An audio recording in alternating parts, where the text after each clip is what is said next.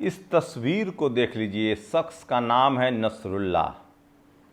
Lebanon में जो एक आर्म्ड फोर्सेज है, पॉलिटिकल पार्टी भी है, इसका नाम है हिजबुल्लाह। हिजबुल्लाह के 17 सीटों पर जीत है और ये आज दुनिया में सबसे ज़्यादा चर्चा का विषय है। पूरी दुनिया के मुस्लिम कम्युनिटी, यहाँ तक कि दिल्ली में भी इसको लेकर बैठक हो रही है। नसरुल्लाह और हिजबुल्लाह, उसके बाद हमास प्रमुख जिसको इजराइल ने मार गिराया है, और अब हिजबुल्लाह के प्रमुख नसरुल्लाह को मार गिराया गया है।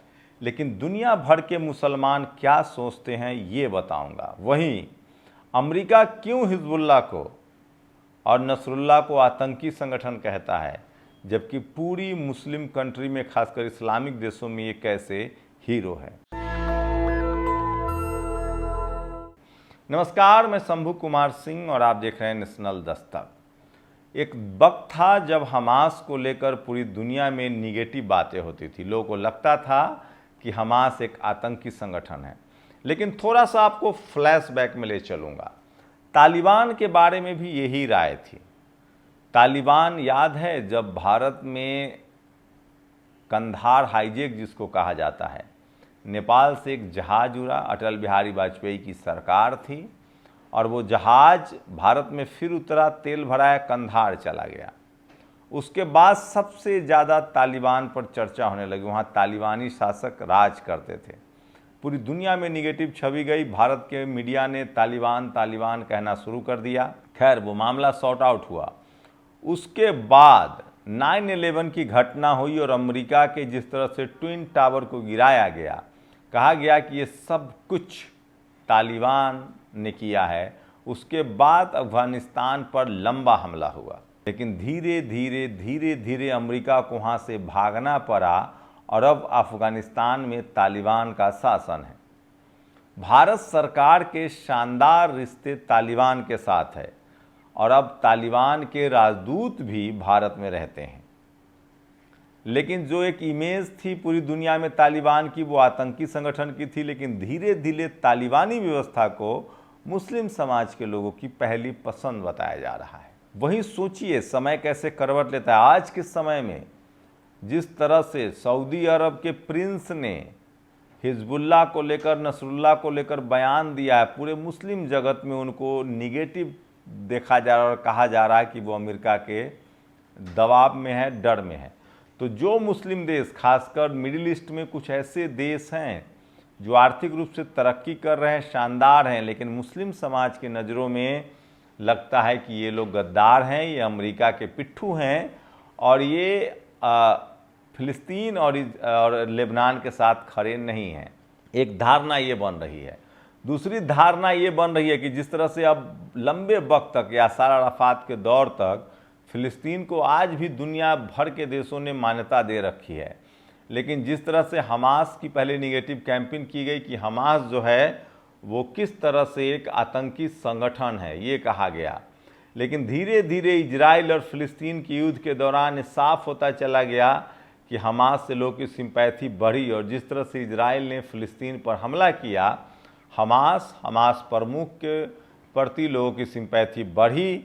लेकिन इसी बीच इजराइल ने हमास प्रमुख की हत्या कर दी। उसके बाद पूरी दुनिया में हमास प्रमुख को काफ़ी चर्चा हुई, काफ़ी मान सम्मान मिला। खासकर वो तमाम इस्लामिक देशों ने बहुत ही मान सम्मान दिया और ये एक प्रतिक्रिया हुई कि हमास के को एक स्वीकृति मिली ग्लोबली और कम से कम मुस्लिम समाज ने उसको माना कि ये हमारे पक्ष में है। वहीं यूरोप हमास को आतंकी संगठन मानता है। लेकिन एशिया की बात करें तो दो देश, चीन और रूस जो है, वो अब हमास को भी एक्सेप्ट करने लगा है। तो ये एक बड़ी अपडेट मैं आपको दे रहा हूँ। उसी तरह से हाल के दिनों में जिस तरह से, चूँकि लेबनान, हिजबुल्लाह और नसरुल्लाह ये शुरुआत से ही फिलिस्तीन के साथ खड़ा हुआ था, लगातार बीच बीच में इजराइल पर रॉकेट दागे जा रहे थे।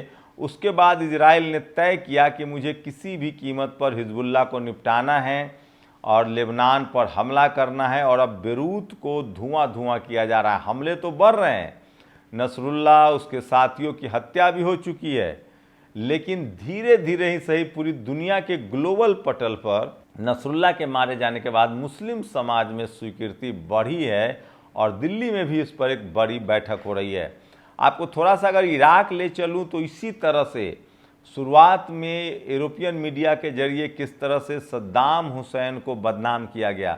अगर भारत के लिहाज से बात करूं तो सद्दाम हुसैन के साथ भारत के शानदार रिश्ते रहे हैं, लेकिन अमेरिका के साथ उनके तल्ख रिश्ते थे और बीच में उनको बदनाम किया गया। पूरी दुनिया में मीडिया रिपोर्टिंग हुई और तमाम यूरोपियन मीडिया ने कहा कि उनके पास जैविक हथियार है, परमाणु हथियार है, और इराक को रौंदा गया और सद्दाम हुसैन को कोर्ट के द्वारा सज़ा सुनाई गई, लेकिन वो सब प्रक्रिया को लोगों ने संदेह के घेरे में देखा और आज इराक पूरी तरह से बर्बाद हो चुका है। लेकिन सद्दाम हुसैन की एक्सेप्टेबिलिटी मुस्लिम समाज में खासकर काफ़ी तेज़ी से बढ़ा और एक हीरो के तौर पे लिया जा रहा है। उसी तरह से आप गद्दाफ़ी की बात करें, किस तरह से गद्दाफ़ी का एक अपना स्टाइल था। गद्दाफ़ी जहाँ भी जाते थे अपने टेंट हाउस लेके जाते थे, अपने साथ लोगों को लेके जाते थे। यूरोप में भी एक्सेप्टेंस था, लेकिन धीरे धीरे ही सही गद्दाफ़ी के खिलाफ भी बमबारी हुई और गद्दाफ़ी की भी हत्या हुई। लेकिन गद्दाफ़ी के जाने के बाद लीबिया फिर से नई ट्रैक पर आया और अब गद्दाफ़ी को भी मुस्लिम समाज अपना आइकॉन के तौर पे मानने लगा है।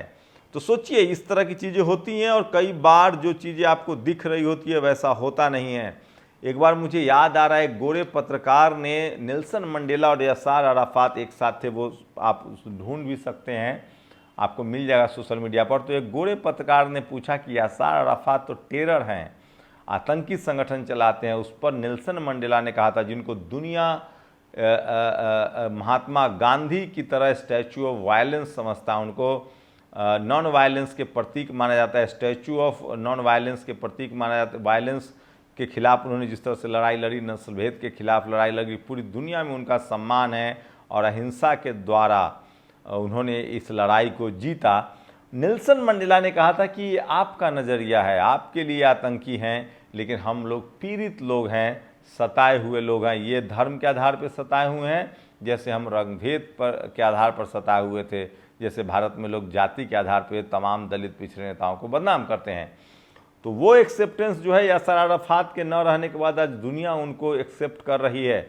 यही स्थिति पिछले 4-5 दिनों में देखेंगे तो लेबनान, हिजबुल्लाह और नसरुल्लाह को लेकर हुआ है।